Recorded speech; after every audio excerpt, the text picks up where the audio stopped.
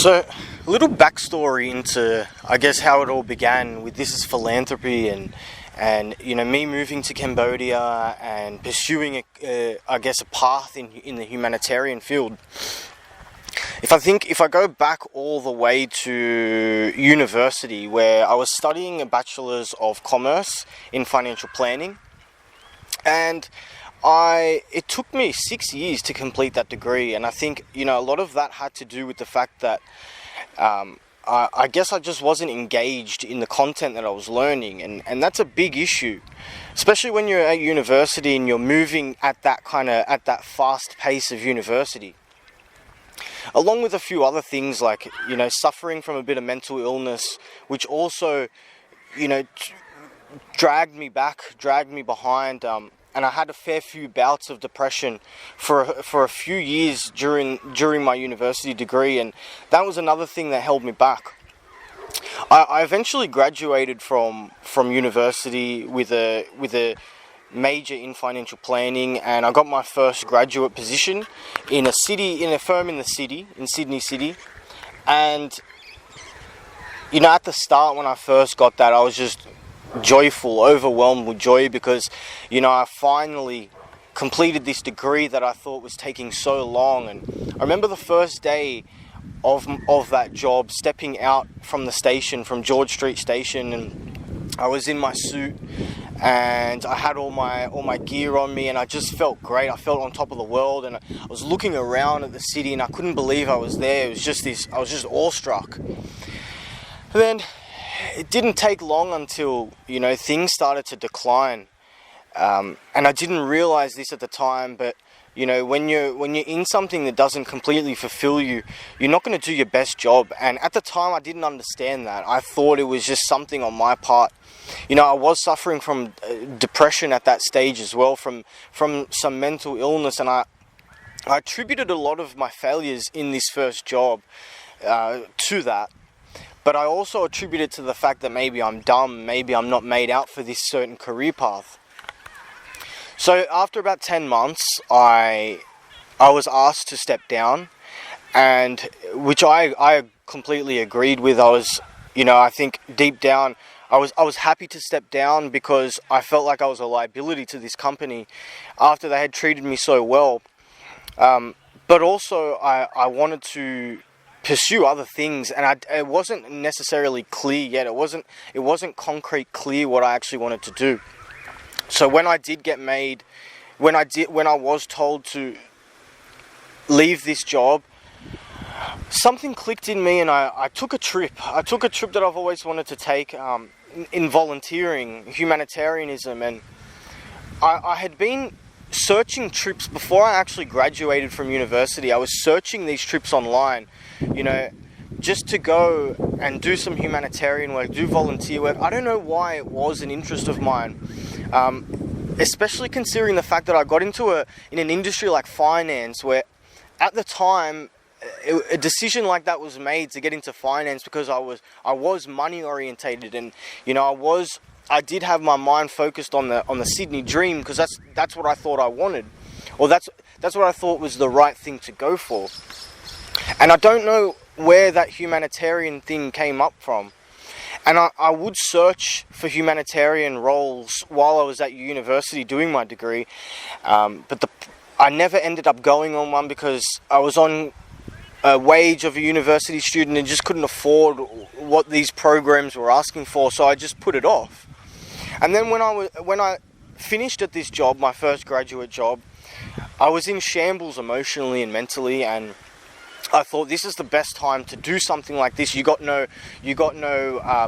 not tied down. You got no obligations to be here. You got a bit of money saved up.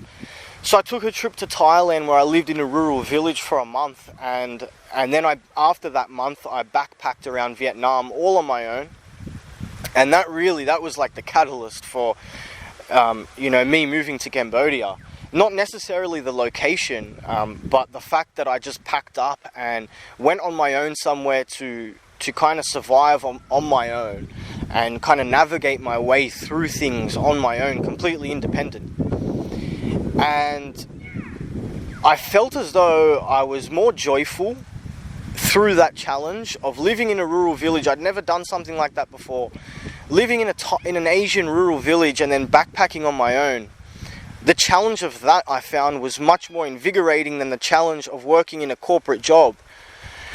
And so I thought, you know, if you can go and live in a rural village for 1 month and do humanitarian work on that level, then you can do a lot of things, you know. So this little 2-month trip was a huge boost to my self-esteem and my confidence, something that I needed, seeing that I was struggling so much with anxiety and depression and low self-esteem and everything that comes with that mental illness, suffering so much during that year.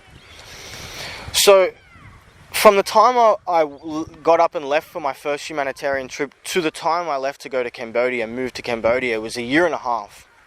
And in between then, I went back into the corporate world. And it wasn't in finance, it was in e-commerce.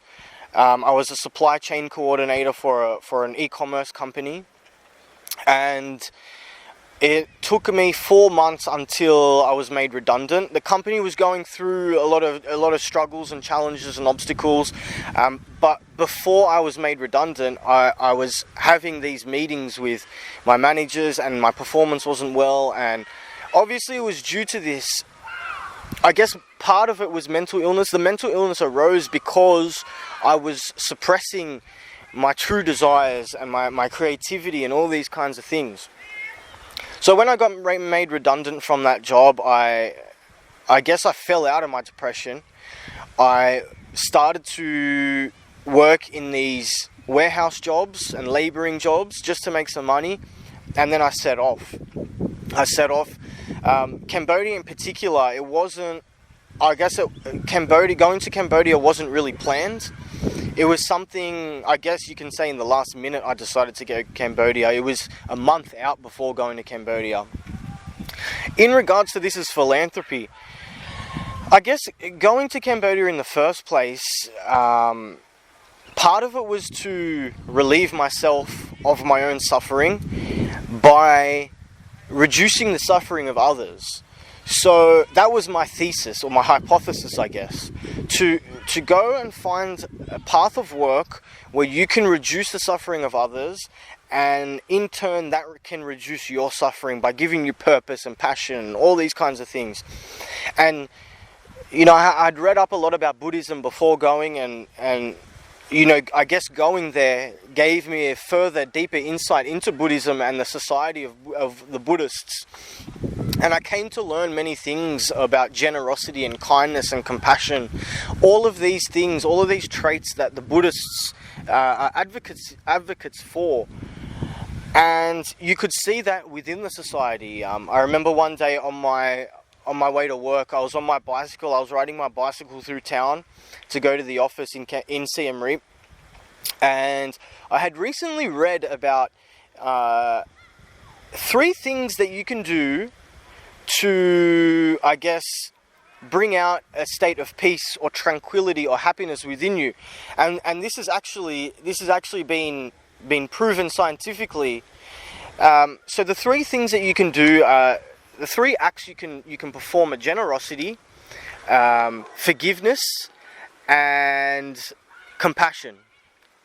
So after hearing about these things and learning about these things, I started to observe, I guess. I started to observe people around me and how people gave and how people showed their acts of generosity. And I remember seeing this one guy. He was a tuk-tuk driver, and from my knowledge, tuk-tuk drivers earn from $5 to $10 a day.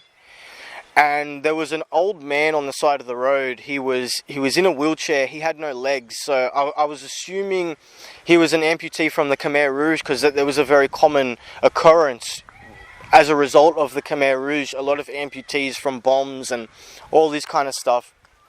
And I saw this tuk-tuk driver hand over money to this man who was sitting on the side of the road. And you know, acts of generosity shown by people who don't earn much themselves, you know, that really shone some light on, you know, this whole notion of acts of generosity and forgiveness and compassion bringing about this sense of peace and tranquility and happiness within yourself chemically.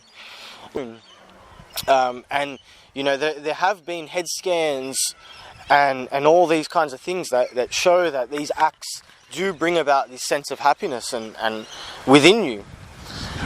And so I guess 10 months into my trip in Siem Reap, I decided I wanted to try something new.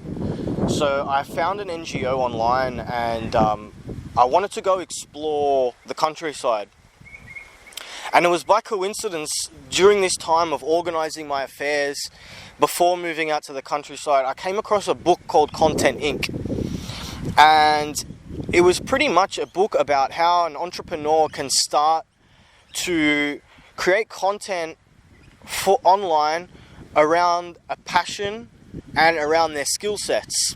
And I thought, I was sitting there one night at a restaurant thinking, what the hell am I going to do? And it hit me, okay, to get here you had to build up the skills of digital marketing and social media marketing. You've got all those skill sets, and what's your passion? Well, your passion is here, and you're doing humanitarian work. And that all came together, and then I guess the brand and the name and the logo and all that kind of came up after that. This is the philanthropy and all that kind of stuff. But yeah, the whole humanitarian, that's I guess I was doing that beforehand, and then it took me a good 10 months to really get to the whole this is philanthropy, and you know, to put it online and to create content around this whole I guess this whole journey, this whole trip, and to document and to do all these things.